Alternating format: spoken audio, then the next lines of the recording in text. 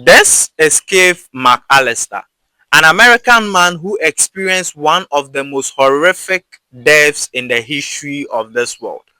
The death was similar to a scene in Final Destination happening in real life in the eyes of a wife and other people who couldn't help him. What actually happened to him? How did he die? So this man, Keith McAllister, accompanied his wife to the Nassau Open MRI at Westbury. While over there, the wife was at the examination room where the MRI machine was located. She was there to undergo a routine knee checkup. So while she was there, she told one of the technicians in the examination room to go get her husband, Keith McAllister, for her. So this technician went out to call the husband who was around the waiting area of the facility.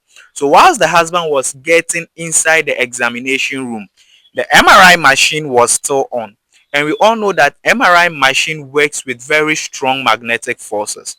And this particular man was having a very big chain, neck chain around. So this particular chain, whilst he was going, was attracted strongly by the MRI, the magnetic force of the MRI, and it sucked the man into the MRI machine, just like you can see on your screen.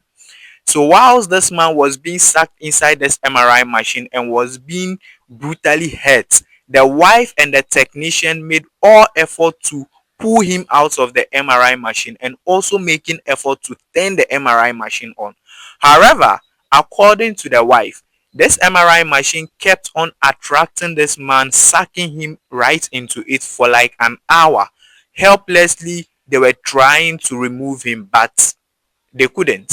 Finally, he was removed from this MRI machine and then sent for emergency treatment. Whilst he was there, he died because he had several heart attacks and loss of blood and injury and all those things. According to the wife, the scene was so horrific, just like in the Final Destination. They were just looking on, but they couldn't help. This is like something out of a Final Destination movie, but it happened in real life.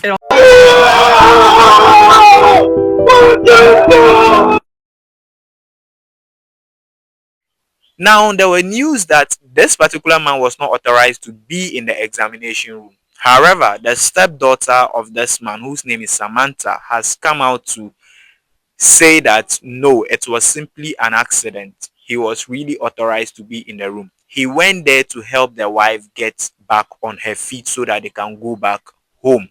A GoFundMe was set up by this daughter so that they could pay the funeral bills of this particular man. Currently, it has raised more than $1,000 and going.